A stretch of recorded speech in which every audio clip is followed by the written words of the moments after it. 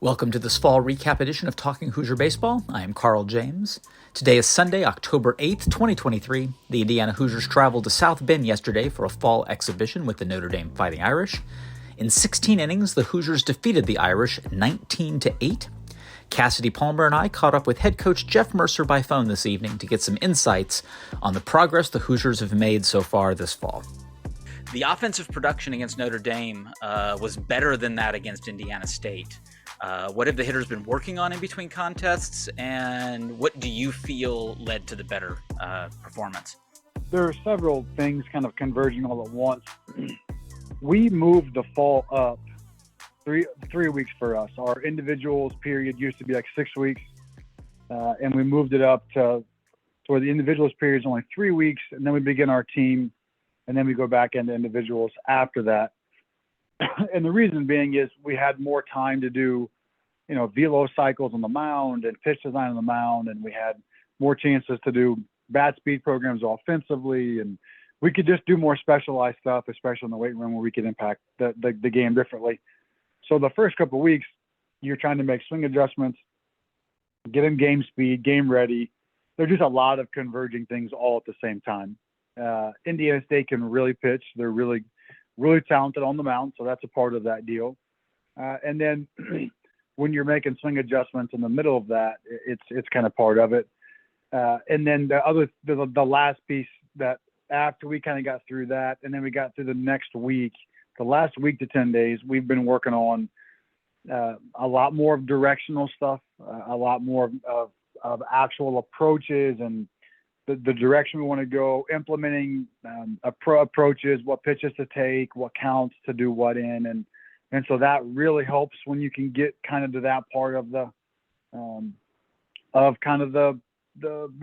teaching where you're starting to really get into the nuance of how to have an at bat. But really the first couple of weeks, you're really just teaching guys how to load, how to sequence. And so then, you're if you want to do a good pitching staff, then you're probably going to get beat up a little bit, which we did. But since then, we've been able to kind of put in the next couple of progressions, and then we'll be able to get on the spin ball machine.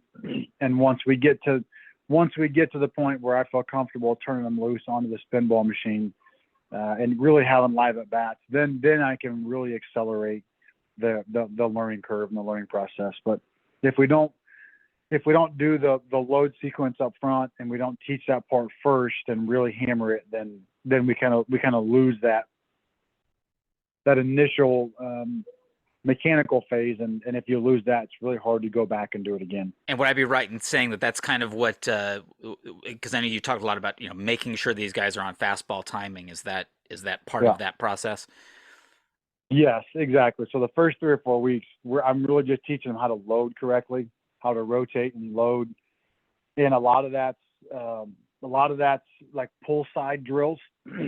So they're doing a lot of pull side drills. So if you notice against Indiana State, we pulled off a lot of balls. Well, the best way to teach a guy to load is to set a drill set up where he pulls a lot of balls and learns how to pull it in the air.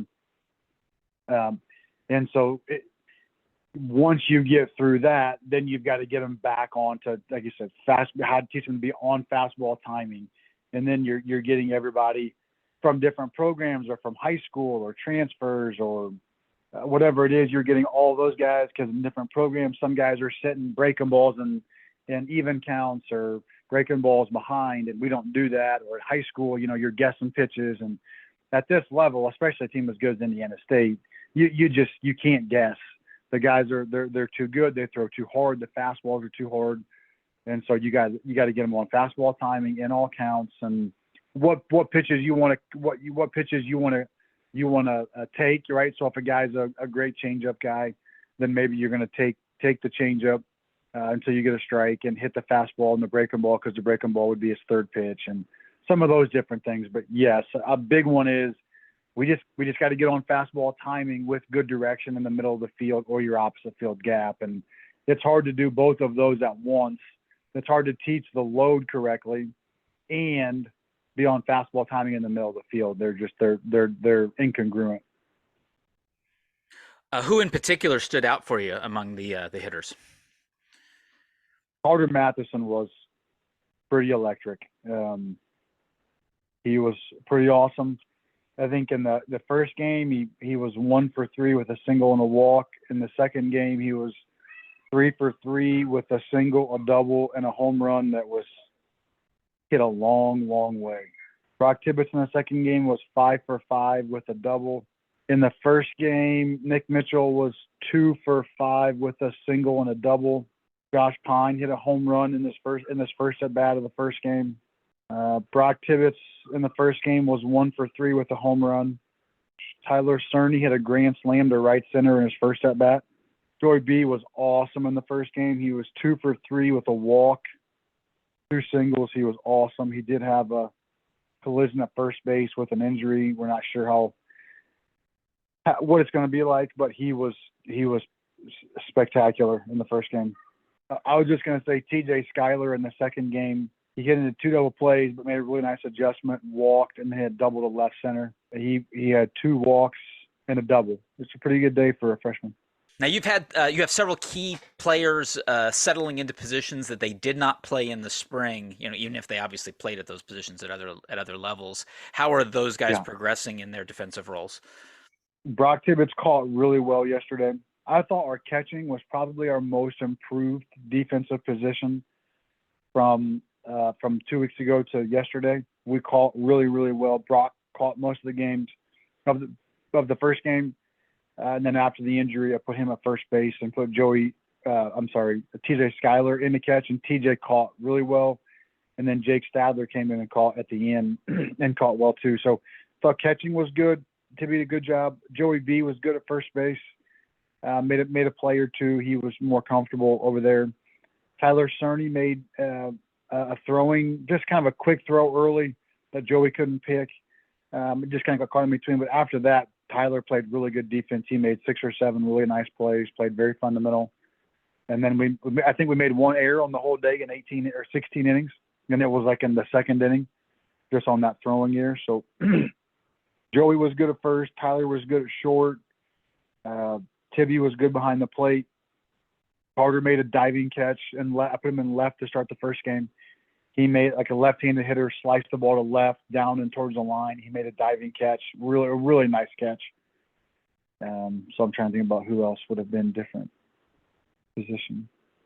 But yeah, they dropped a couple pop flies in the second game, and it was tough. Like you kind of had to battle, and it was raining and cloudy and then sunny and windy, and we didn't have any drop flies or any issues. The only potential issue came on a fly ball down the left field line. Pine went over to get it, and Cerny was going over top to help like he does in the triangle and ran directly into the third base umpire. So Pine knocked the third base umpire down, and Cerny knocked the third base umpire down, and like a collapsing bridge, like that thud, and then Pine hung onto it and caught it. And kind of similarly, what are you seeing out of the new guys in these couple of contests?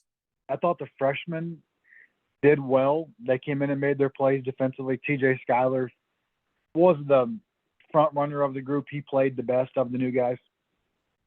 Caught well, had good at bats. And then the rest of those guys were all good.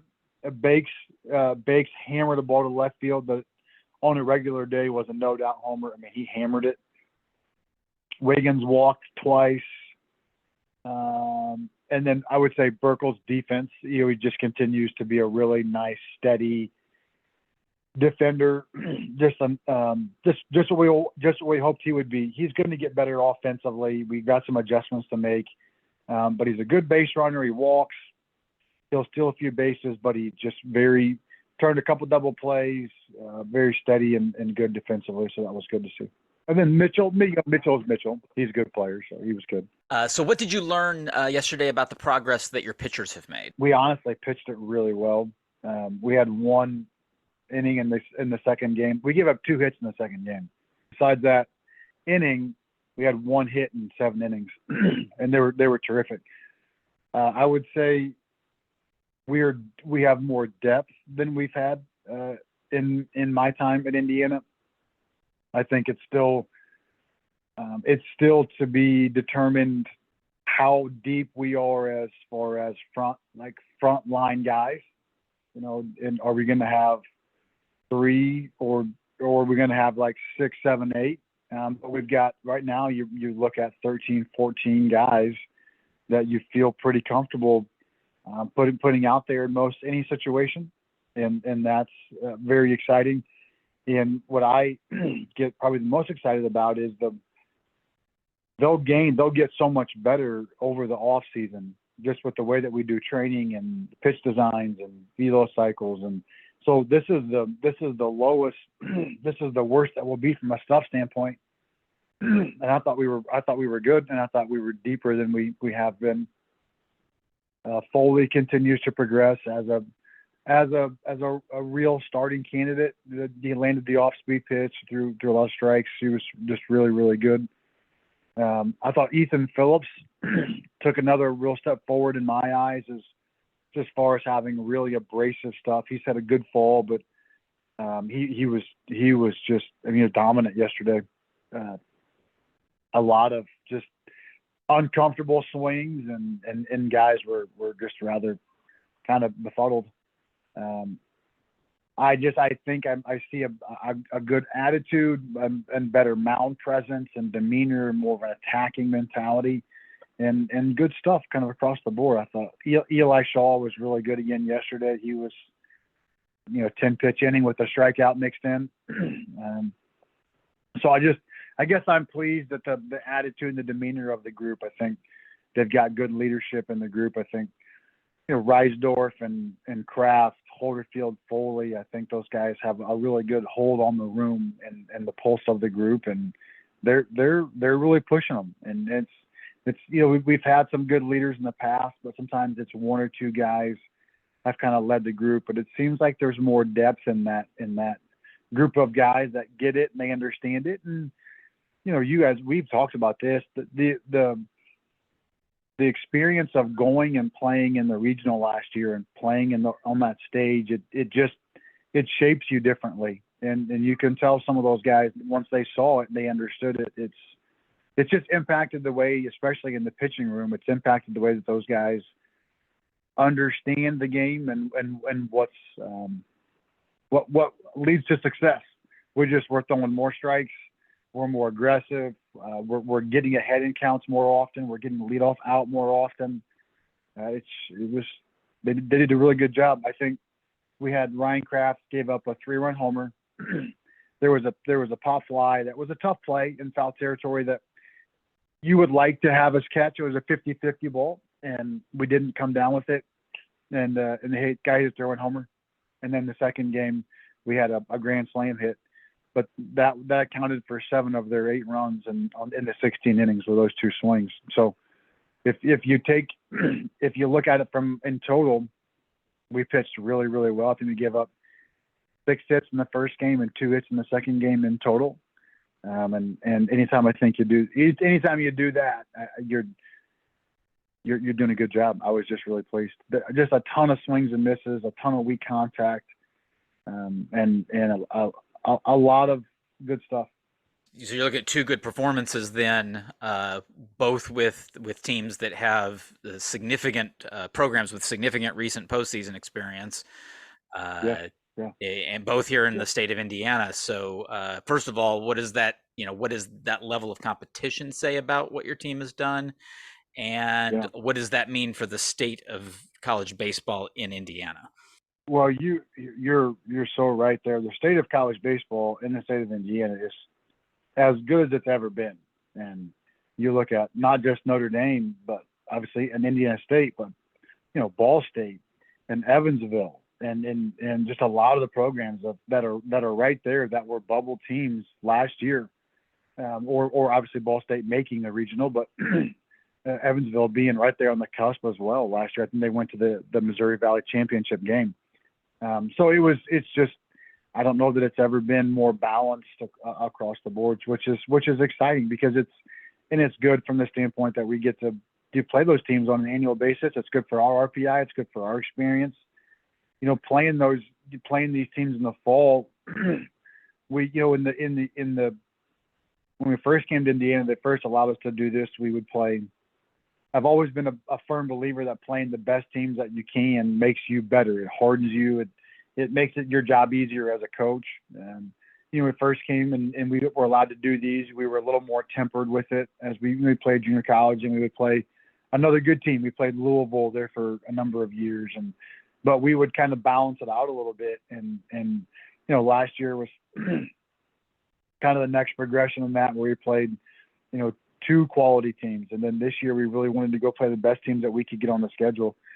And for us, I think that's something that we'll do moving forward, is just both of those games and every opportunity we can, we just play the best teams that you possibly can, because there's so much feedback. Then I would say the feedback loop is so much tighter that way, and it is. And so you get a lot of feedback with it. And I think, we have physical ability. I think the question I had for us the last couple of weeks after we played Indiana State, who's such a good team and so well coached, was how much would we improve, because we obviously have a lot of things to work on and improve on, and would we be humble enough to make the adjustments that we were going to need to make and invest into them. And we have. I mean, we've had a couple of really good weeks of practice. I've worked them really, really hard. Coach Glantz worked them really, really hard, and you could see it making a direct impact in the game, offensively, on the mound, and really every way. Room left to grow. I think we have the ability to, and we're going to have to get better defensively. But we need to catch more 50-50 balls in the outfield. I don't think we're good enough at that yet. As a matter of fact, I know we're not good enough at that yet. I think our infield is improving, but if Brock's going to catch, we have to replace that with the same level of defense at first base that we had with him last year. And then we have a new middle infield from the standpoint of Tyler's in a new position, and we have a new second baseman. So both of those guys have work to do, and Tyler going to shortstop, that's a big ask, and he has to get better. So I think, the big thing for me in this, all as we kind of move forward here, is we still have a lot of growth areas in our defense, most certain. I think on the mound, I think those young guys have a lot of room to grow. Evan O'Neill and Ryan Rushing and Eli Shaw. We'll get Seth Menace back here. He's progressing really well in his throwing program. So I think those young guys on the mound have really premium stuff, have a chance to really impact, especially after their off-season programming. So I think we've got to add more guys to that top tier in the pitching staff. That stuff that you can throw out on a Friday night in mid relief, in short relief in the back end of the game. We need more guys that can pitch on a Friday and Saturday with premium stuff, and with premium attitude and mentality. And we have the physical ability to do it. We just have to coach them, and they have to be coachable and accept the challenge of the work it's going to take to get there. So I guess that would be my assessment. I'm really pleased with how much better we've gotten the last couple of weeks. We just have to stay on that same trajectory. And if we do that, then I think we're capable of achieving what we want to achieve. But we just have a long way to go to get there. But I'm certainly happy with where we're at. The Hoosiers have one more external exhibition this Tuesday at 5 p.m. against the Great Lakes Canadians at Bart Kaufman Field. Talking Hoosier Baseball will have live audio coverage on our YouTube channel. Please subscribe to get alerts. See you at the Bart.